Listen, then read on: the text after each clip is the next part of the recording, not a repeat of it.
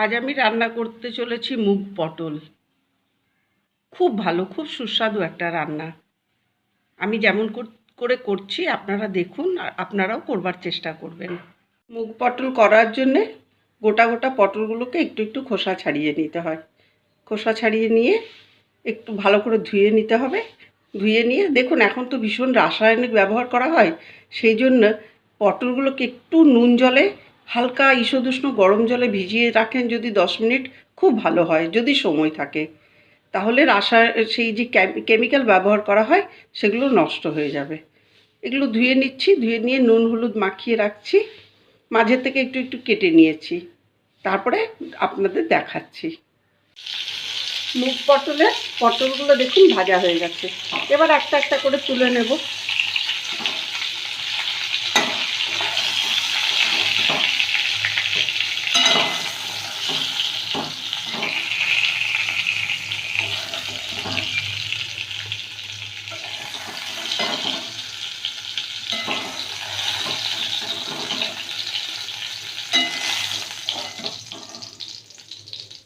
সামান্য একটু তেল বেঁচেছে না, ওই তেলটার মধ্যে এই মুগ ডালটা ভেজে নেব। মুগ ডালটা ধুয়ে দিলাম, কারণ এখনকার ডালে তো রাসায়নিক থাকে অনেক কিছু, তাই।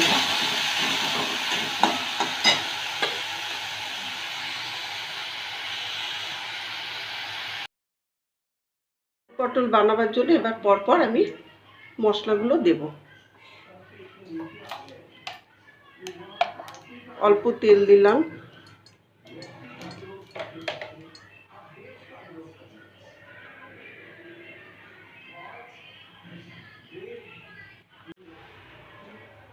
তেলটা গরম হয়ে গেছে। তেলের মধ্যে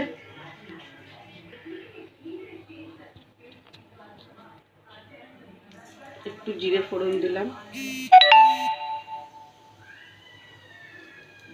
একটু এলাচ, একটু লবঙ্গ, একটু দারচিনি ফোড়নে দিলাম। দেখুন ফোড়নটা কি সুন্দর গন্ধ আসছে।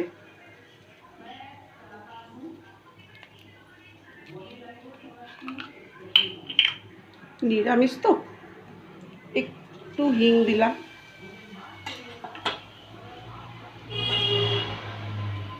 তারপরে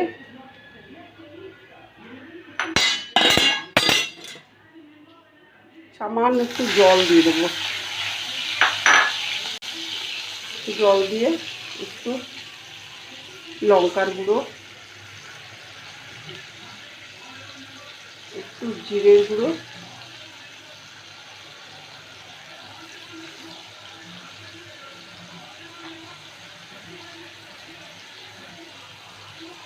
একটু হলুদের গুঁড়ো,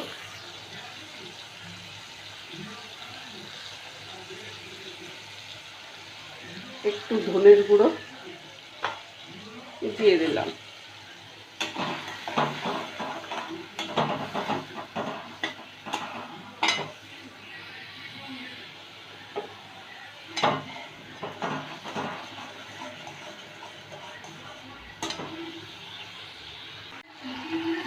দেখুন কি সুন্দর ভাজা হয়েছে, তেল ছেড়ে এসছে। মশলাগুলো ভাজা হয়ে সুন্দর তেল ছেড়ে এসছে। এবার আমি পটলগুলো দিয়ে দেবো।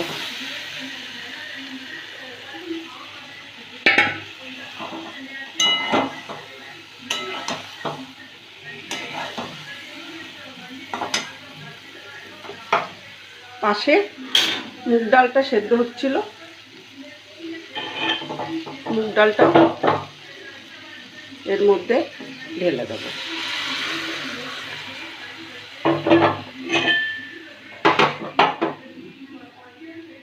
কি সুন্দর রংটা হয়েছে দেখুন। 5-10 মিনিট সেদ্ধ হতে দেবো, সেদ্ধ হলেই নামিয়ে দেব। আমার মুগ পটল হয়ে গেছে। এইবার সামান্য একটু গরম মশলা আর একটু চিনি, আপনারা যারা ঘি খান একটু ঘি দেবেন। আমি ঘি খেতে পছন্দ করি না, ওই জন্য আমি ঘি খেতে পারি না, তাই ঘি দিলাম না। নিরামিষ তরকারি তো আপনারা একটু ঘি দেবেন, আরও ভালো হবে। এই দেখুন, এই হয়ে গেল আমার এটা একটু ঝোল থাকলো, কারণ ভাতে খাবো তো, আর থাকলে টেনে যাবে তাই। কেমন লাগলো আমার মুগ পটল কমেন্টে জানাবেন। নমস্কার। মুগ পটল রান্নার জন্যে আমরা কয়েকটি উপকরণ ব্যবহার করব।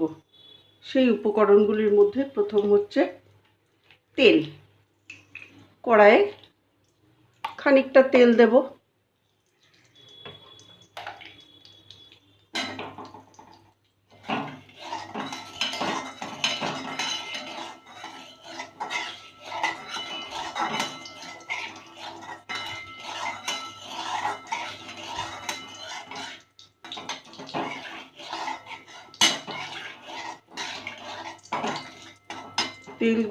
তেল দেওয়ার পর একটু একটু করে গরম হলে তেলটা পটলগুলো ছেড়ে দেব।